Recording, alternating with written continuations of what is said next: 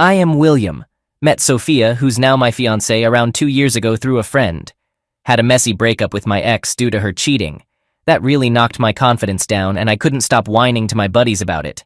My pal Adam, one of my crew, suggested I start dating again, or I'd just keep sulking forever. He had a point, but I wasn't keen on admitting it because I wasn't mentally prepared for that.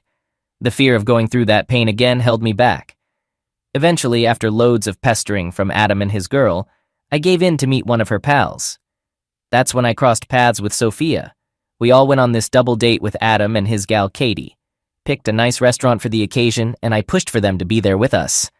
My first meeting with Sophia, I was pretty sure I'd screw it up somehow. I'd been out of the dating game for so long that I felt rusty. But you know what? That date with Sophia actually turned out pretty smooth. Having Adam and Katie with us was a comfort, because we had plenty to chat about. Sophia had just graduated and was interning at some office. She was all fired up about her future plans, and that ambition of hers was pretty appealing. I shared about my business, which was doing pretty well at the time. So when I got back home that night, I was feeling pretty darn good. It hit me that I was ready to dive back into dating, as long as the next person was worth it. And Sophia seemed like a genuinely cool person. After our first meetup, I shot Adam a text to thank him for dragging me out of my slump. He sent over Sophia's number and wished me luck. I reached out to Sophia, letting her know I had a blast and was looking forward to another hangout. She replied fast, saying she had a great time too. We decided to catch up again the next weekend. That whole week, my brain was stuck on that date. The anticipation was driving me nuts. I even wished I had suggested an earlier day than the weekend. I know it sounds kind of crazy to be so obsessed after just one meeting, but I couldn't help myself. There was something seriously magnetic about Sophia. Finally, the weekend rolled around and I was free from the waiting game. I was super concerned about looking good, so I changed my outfit a bunch of times before settling on a dark blue shirt and slim pants. I got there right on time, and guess what? Sophia was already there. It felt a bit strange, but I went in and said hi. We sat down and got into chatting mode. And let me tell you, I didn't even realize how time flew by. The conversation flowed so naturally. We covered a bunch of topics, and every single one was a total blast. Man, I was totally digging how well we connected after that. We started dating, and I swear it felt like the best thing that had ever happened to me. In just half a year, we decided to take the plunge and get engaged. When Adam and Katie heard the news, they swung by to give us their congrats. They were over the moon for us, talking about how they couldn't wait for the wedding bells to chime. I was kinda leaning towards a chill, no-fuss approach, but my peeps were all about going big. They wanted a grand, fancy wedding, something that really showcased the joy of our partnership. Now, I wasn't exactly on the same page, but guess what? Sophia was. And when she's on board, well, I follow suit. So the whole wedding show kicked off, and let me tell you, everyone was pumped.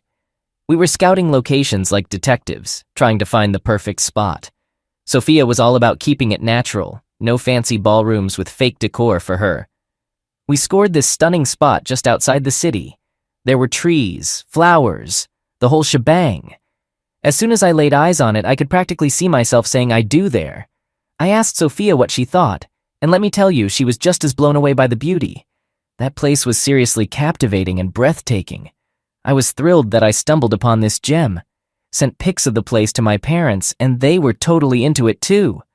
Man, I thought this wedding was going to be the stuff of dreams. Turns out I was dead wrong. One day I swung by the coffee house to pick up Sophia. She was chilling with her friends, and wouldn't you know it, Katie was right there too. I was only familiar with Katie and Helen from Sophia's crew. Those two were the real tight ones in her circle. So, while Sophia was using the restroom, I got to chatting with her pals, killing time. They spilled the beans that they were scheming up a surprise bachelorette bash for her, planned about 2 months ahead of the wedding. I scratched my head, asking why they were jumping the gun like that. Katie, with her quick wit, explained that if they waited too close to the wedding, it wouldn't be much of a surprise anymore. Sophia's friends were throwing around jokes about having sizzling hot dancers at the party. I had to give them a heads up, telling them not to mess with my future wife's head and get her all riled up. But just as we were having this back and forth, bam! Sophia returned from her bathroom break, and that put a pin in our chatter. I whisked her away to catch a flick, and honestly, time was zipping by since we were knee-deep in wedding prep. Choosing the wedding dress, let me tell you, that was like the ultimate dilemma. Sophia had this keen eye for fashion, and all I wanted was to see her happy. Now, when it came to my tux, she gave me the green light, and I was cool with her choice. I had faith in Sophia's taste in fashion. She kept her wedding dress under wraps, said it was some sort of tradition not to show it off before the big day. And wouldn't you know it? I accidentally walked in on her once and got an eyeful. Man, I was stuck like a deer in headlights, 'cause she looked like she'd woven a spell with her beauty. She was like a freaking angel in that white dress, and I was utterly stunned. My jaw? Yeah, that was on the floor. I didn't see it coming, I'll tell you that much. And Sophia, well, she caught me in the act and gave me this horrified look, demanding that I beat it out of there. I couldn't help myself, you know? Stepped up to give her a kiss, but she kinda nudged me out of her room and slammed the door shut. After a few minutes, she popped out, dressed differently. I was just hanging out in the hallway. Hopped up when she reappeared and finally laid that kiss on her I'd been holding back. She mentioned some superstition about not seeing the bride in her gown before the wedding. I threw my luck in the pot, told her I was down with that, got myself a smile and a kiss in return. At that moment, I was feeling like the luckiest guy alive. Then came the next week. Sophia asked if we could catch a flick, a new one that had just hit the screens. Had to give her the no, 'cause it was the very Saturday her buddies had in mind for something. You know, that bachelorette party plan. So, I cooked up some work excuse, and that didn't sit too well with her. I mean, I didn't think it'd be such a huge deal, but she was proper cheesed off. Thing is, she'd mentioned it a few days back. Maybe that's why she figured I'd rearrange her calendar or something. I decided to let her steam, all part of the plan to keep the bachelorette thing under wraps. When that night came, Sophia was over at her place while her pals swung by and whisked her away to a club, where they'd set up a private shindig just for her. Helen and Katie had dropped me a text about it, keeping me in the loop. Meanwhile, I was kicking back at home, watching TV and waiting for that text from Sophia that I knew was coming. I waited until midnight, but she didn't text back. I fell asleep while watching a movie. When I woke up in the morning, I checked my phone to respond to Sophia, but I was surprised to see that she still hadn't messaged me. It was strange. No matter how much we argued or fought, we never ignored each other like this before. And after the bachelorette party, she must have known I was aware of her friend's plans. So I had to decline, but she hadn't replied. It felt really odd, and I sensed that something was off. I tried calling Sophia, but she didn't answer the phone. I started getting worried. I went downstairs and had breakfast. I needed to check on her because things didn't seem normal. Sophia wasn't someone who would ignore me or not answer my calls. I was about to leave my house when my phone rang. It was Sophia. I answered quickly and asked if everything was all right. Sophia's voice sounded weird. She didn't sound okay. She said she was fine, but her tone told me otherwise. She blamed it on a hangover from last night. She had gotten really drunk and hadn't responded to my text. I felt relieved. 2 weeks later, I was at Sophia's place.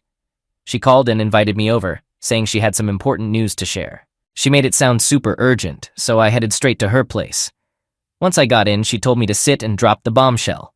She was pregnant. I was totally surprised. That was the last thing I thought she'd say. I hadn't even thought about it, but this news didn't bother me. Actually, it felt great. I needed a few minutes to process this big news, but I was genuinely happy. The woman I loved most was going to be my wife, and now we were having a baby together. I couldn't have been happier. I didn't feel completely prepared to be a dad, but who really is? The important thing is being ready to give it your all. I hugged Sophia tight and gave her a kiss. I let her know how thankful I was and that this news just added to my happiness. But Sophia seemed anxious. She wasn't thrilled.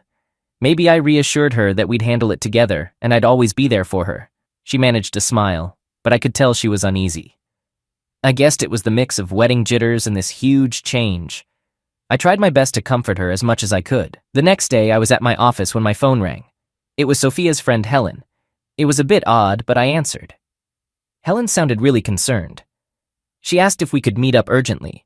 I was hesitant because I wanted to talk to Sophia first. But before I could voice my thoughts, Helen told me I couldn't let Sophia know about this under any circumstances. It was connected to her. I wasn't comfortable with the idea, but I agreed to meet Helen at a cafe. When we met, Helen told me to take a deep breath and listen carefully and patiently. She shared that Sophia had been intimate with one of the dancers at her bachelorette party. I was shocked beyond words. Helen revealed that the baby Sophia was carrying wasn't mine. It was the dancer's child. I wanted to protest, but Helen took out her phone and showed me some pictures. There, clear as day, was Sophia with a dancer. Helen explained that she had tried to intervene, but Sophia was too drunk to listen, and none of the other girls stopped her. Helen had struggled to keep this secret, but when she found out about Sophia's pregnancy, she couldn't keep it from me any longer. Doing that wouldn't have been right. I asked Helen to text me the pictures. Back home, I cried my eyes out like a little kid. Once I was done bawling, I started planning my payback. I could have easily just called off the wedding, but that felt too simple and weak. Instead, I decided to leave Sophia on our wedding day. After a long week, the day finally arrived. I'd been counting down to it eagerly because it marked the day I'd kick Sophia out of my life for good. I set up a projector, planning to reveal the truth to everyone. I got myself ready, and things were falling into place. Right before the ceremony, I grabbed everyone's attention. I told them there was something I needed them all to see. It meant a lot to me. All eyes turned to the projector screen as I started showing the pictures and videos Helen had sent. A hush fell over the crowd. People gasped. Hands flew to their mouths at what was unfolding. Sophia stared at me, tears streaming down her face. I looked back at her, feeling nothing but revulsion. I declared the wedding was off, explaining my ex-fiancé was a cheater carrying some dancer's baby. Sophia collapsed, sobbing uncontrollably. She just kept saying sorry and crying, but I walked away and went back home. That day was one of the worst in my life. I was in a ton of pain. Being betrayed like that hit me hard. It was a hurt I wasn't ready for. But at the same time, I was relieved I found out before getting married. I appreciated Helen for not letting me live in that lie. For weeks, Sophia tried reaching out, but I didn't reply. I completely cut her out of my life for good. She left me a bunch of voicemails, explaining she was really drunk, out of her mind, and that it was a one-time thing. I just blocked her because I didn't want to hear those excuses. I don't know how it happened, but Helen and I started getting together. Sophia and her other friends had kicked her out of the group for spilling their dirty secret. Helen's honesty drew me in, and we began dating. A few months later, Adam told me the stripper who got Sophia pregnant had disappeared. Sophia had a baby boy and was struggling as a single mom, living a rough life. I didn't feel sorry for her. She brought it all on herself. Now, take a pause before you keep going. Story 2. 6 years back, I found out that my fiancée Ashley, 23 female, was cheating on me with Dean, 26 male, a friend of her sister Brittany, 24 female. This happened right after we celebrated 5 years together and were engaged for 2. About 2 years ago, my old friend Megan, 25 female, came back to town with her kids after divorcing her abusive husband Keith, 25 male. She called me and suggested we catch up, and I asked Ashley if she wanted to join to see Megan's kids, whom we hadn't seen since they were 2 years old. Ashley wasn't feeling well, probably due to some bad fish, so she told me to go alone to say hi and catch up. She suggested Megan could visit us on the weekend to play with the kids. After saying goodbye to everyone, I gave Ashley a kiss and promised to be home in about 2 hours. Brittany and Dean offered to drive Ashley home while I went to see Megan. At Megan's place, I was overjoyed to see the little ones running toward me, calling me Big Daddy. I'm their godfather. I gave them both a big hug, and Megan came up to me, gave me a side hug, and told me she missed me. She wondered where Ashley was, so I explained that we had dinner to celebrate our anniversary, but Ashley got sick after ordering the codfish and chips. I mentioned that her sister and her sister's boyfriend were taking her home to rest. I assured her I'd be back in 2 hours. Megan told me she was just putting the twins to bed and asked if we could meet up on Saturday along with Ashley. She suggested we all go to the park and have a blast. I agreed and said that sounded like a great plan. Megan wished me goodnight, and I hugged all 3 of them again, telling them they were welcome home and how excited I was to see them on Saturday. As I left, I thought about calling Ashley to check if she needed anything from the store. I tried calling twice, but it seemed like she wasn't near her phone, which is typical of her. She often leaves it on the divider at the main entrance of our house.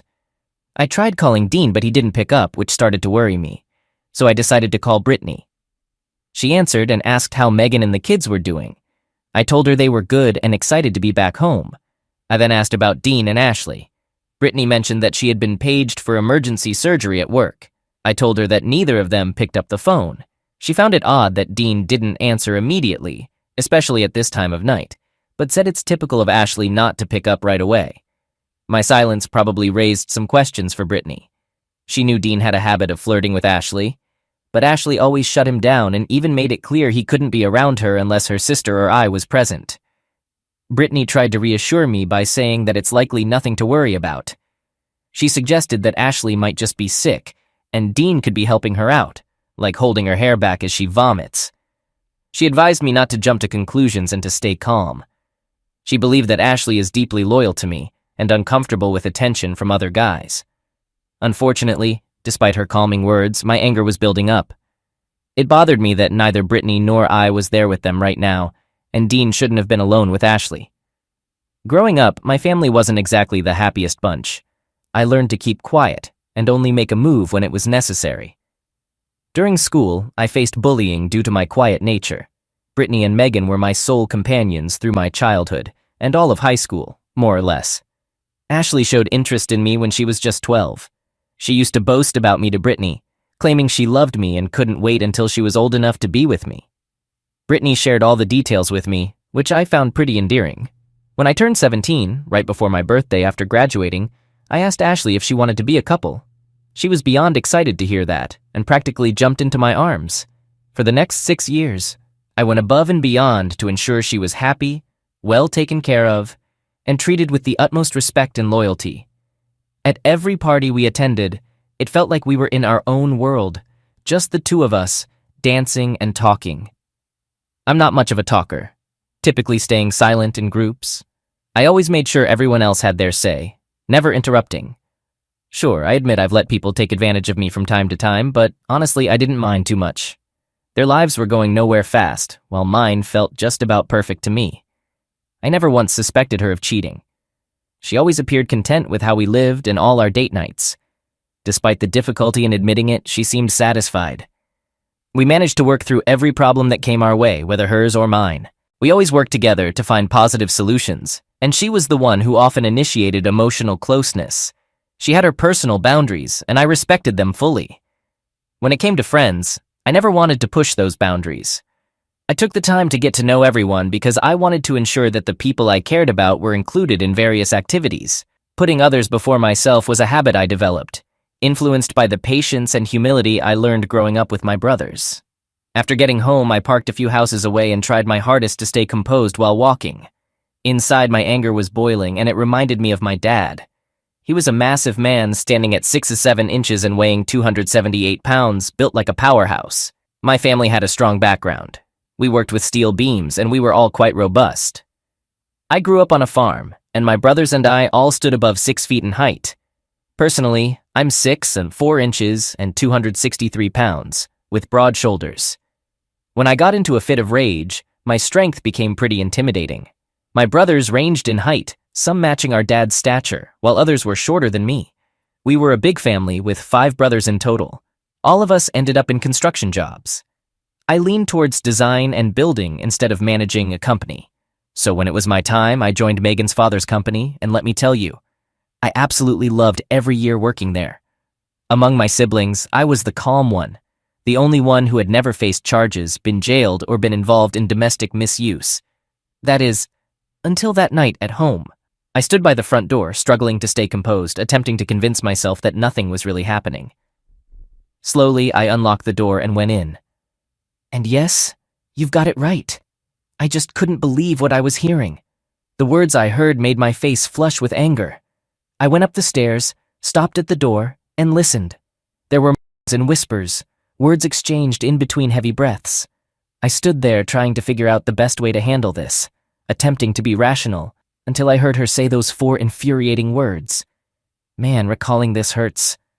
Sorry, I'm upset and I don't know how long until I completely break down. I've been writing this post for the past 3 hours. A broken lane in my mind is messing with my focus. I overheard her saying, "Do that to me." It was something she never let me do. That was the tipping point. I lost control, kicked the door open, which shocked both of them. Neither of them knew I could get that angry. Dean stumbled back and was visibly shaken. She tried to explain, but I didn't want to hear it anymore. I just couldn't take it. I yelled at her, and I don't mean regular yelling. I mean a raw, primal scream, veins bulging, telling her to shut the duck up. She wet herself and passed out. I stared at Dean, stormed over, and grabbed him, shouting how long this had been going on. He admitted it had been 3 months. I just told him to get the hell out of there. He tried to grab his clothes, but I told him he was running home unclothed or not leaving at all. He took off, and I followed. When we got to the front door, I slammed it shut so hard that the frame broke, and the door went through the other side. The cops arrived a few minutes later. I carried the useless woman to the couch, removed my mother's ring from her finger, and took back the necklace I'd given her for our anniversary. The police arrested me and had a conversation with me. I spilled everything, telling them about her behavior towards him and my concerns that he might be hurting her. But those jerks were actually messing around behind my back for the last 3 months. Yeah, it's my home. But the moment I stepped in, it stopped being her place. They nabbed Dean not too far away, and that idiot tried to spin a tale about some giant monster breaking in and killing his girlfriend at his place. Dean dug his own hole, all right. I kicked the cheater out as soon as she woke up, and I told her to rot in hell. Brittany swung by about 7 hours after she dropped them off at my spot. She saw the police tape and the whole scene. She asked the cop on duty about what went down, but they wouldn't spill the beans at that moment. She checked her messages from Ashley, then went to see Megan to give her the lowdown on the situation. Megan bailed me out, and her dad was there too, saying they'd cover whatever I needed. I just told them I wanted to see it all go up in flames, please. Fast forward to today, Megan and I are married now, and the Chaos twins are the older siblings to 2 boys and a girl. Ashley is completely cut off from my life. She's dead to me. In a twisted turn of fate, she's also physically gone, having ended her own life after getting pregnant by Dean and suffering a termination, only for him to bail on her. I can't deny that part of me felt strangely satisfied about that, though it's a painful emotion to grapple with. I apologize for the lengthy read. This took a lot out of me tonight. Take care, stay safe, stay true to yourself, and never let anyone walk all over you. I wish things had turned out better 6 years ago. Regrettably, I wish I hadn't asked her out 11 years back. Story 3.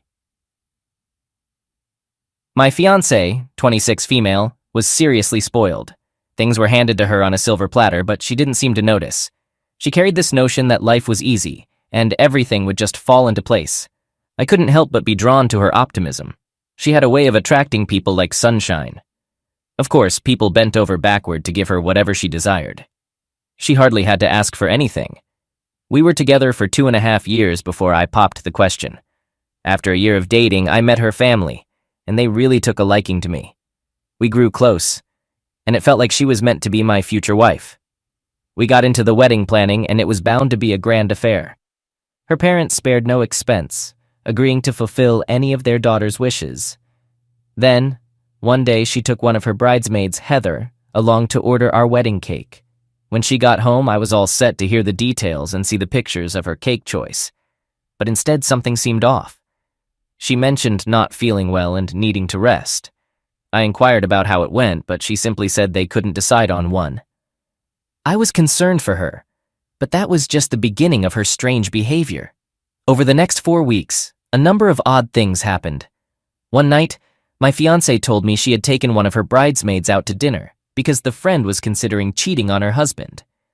It caught me off guard, but I wished her luck in convincing her friend that cheating is never worth it. She didn't return until I was already asleep, and the next day, all she mentioned was that she did her best to talk her out of it. On another night, she left our apartment while I was in the shower. It came as a total surprise, so I tried calling her, but she only answered after 3 attempts. She said she realized we needed more kitty litter for the cats.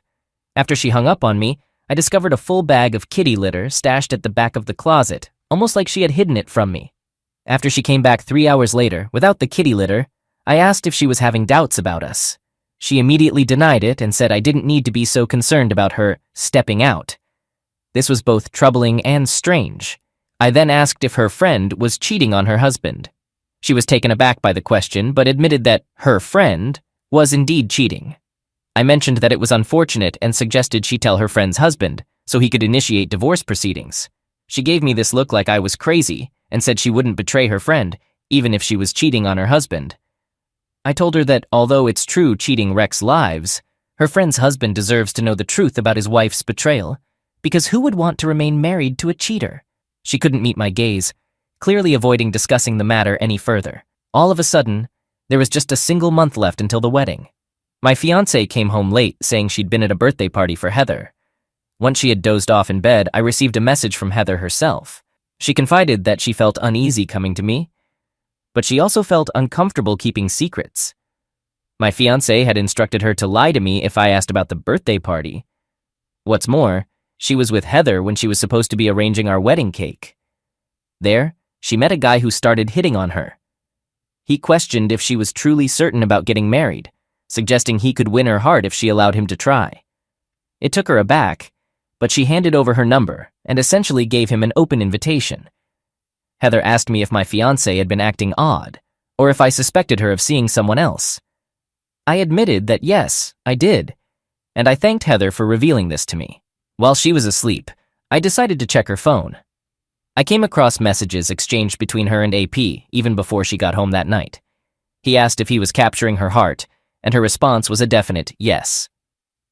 That night, as my fiancé slept, I secretly installed spyware on her phone to see what they were saying to each other. When she woke up, I informed her that I'd be staying at my best man's Josh place until the ceremony in a month, citing superstitious reasons. Surprisingly, she didn't protest or argue. In fact, she seemed pretty content with the idea of having the house to herself. During our time apart, she escalated the number of intimate and romantic messages she exchanged with AP, even going as far as to tell him he was a better lover than me. At this point, I was already coming to terms with the fact that our relationship was over. I knew I wouldn't be marrying her, and it felt like she was on the verge of calling off the wedding any moment now. You know what? She didn't call it off. She informed AP over the phone that she had to go through with marrying me, because her family had already given their approval. However, since I hadn't caught on to their affair yet, they intended to keep seeing each other secretly. Her plan was to frame me for cheating on her down the line, also she could claim the house and alimony payments. I couldn't wrap my head around the sheer maliciousness of her scheme. She aimed to utterly destroy my life, even though I hadn't done a single thing to deserve it. I confided in my best man, Josh, spilling all the details. He joined forces with me to hatch a plan for revenge against her. Armed with images of their messages, we plotted the most humiliating moment of her existence. The day of the wedding arrived, and we got ourselves ready, pretending it was the real deal. But here's the kicker. We had a few unexpected surprises up our sleeves. The chapel had these speakers set up, so we rigged ourselves with small mics. I stood at the altar, stewing in resentment for every moment spent with this entitled woman. As my supposed-to-be wife walked down the aisle, her emotional and supportive family snapped pics and filmed the scene. Then, out of nowhere, Josh stepped up, booming, "Hold up a sec!" His voice carried clearly, and it instantly made everyone squirm. The bride froze mid-stride. Josh locked eyes with me, even grabbed my face in a mocking way, and quipped, "Guess we got the wrong lover, huh?" The crowd gasped as he darted toward the curtain behind us, yanking it aside to unveil AP. He was suited up, holding a sign that boldly read, "Marry me instead." And wouldn't you know it, the bride fainted. Pandemonium ensued, and folks were seriously losing their minds. Confusion hung thick in the air, but I could tell they were itching to direct their anger at someone. After she woke up with a damp cloth on her forehead, her family demanded explanations. Little did she know that Josh and I had reached out to AP, asking him to marry her in my place. Somehow we managed to convince him that this was her real wish, that their wedding would be a joyful day. He knelt down with his sign, and my fiancée just broke down in tears. With her family pressing for answers, she gazed at me, tears streaming down her face. Her dad had had enough. He grabbed AP's arm and yanked him outside. Right there at the altar, she sank to her knees before me, pleading for forgiveness, insisting that she genuinely wanted to marry me. That's why she hadn't called off the wedding. Not a single word escaped my lips. Josh began reading aloud the messages between her and AP, pronouncing the raciest words loud and clear. The room grew incredibly tense, and her family was starting to think she'd been unfaithful to me. Just as everyone began to exit, her mother let out a loud cry about how much money they had spent on the wedding. She confronted her, asking how she had the nerve to wreck her life and future by getting involved with another man while engaged to be married. All of us, Josh and me included, left my almost wife alone in the chapel. Since that day, her sole mission has been to regain her family's trust and support. However, After that dreadful incident, I doubt things will ever be smooth for her again. Following a confrontation outside, AP came to realize rather swiftly that he had also messed up.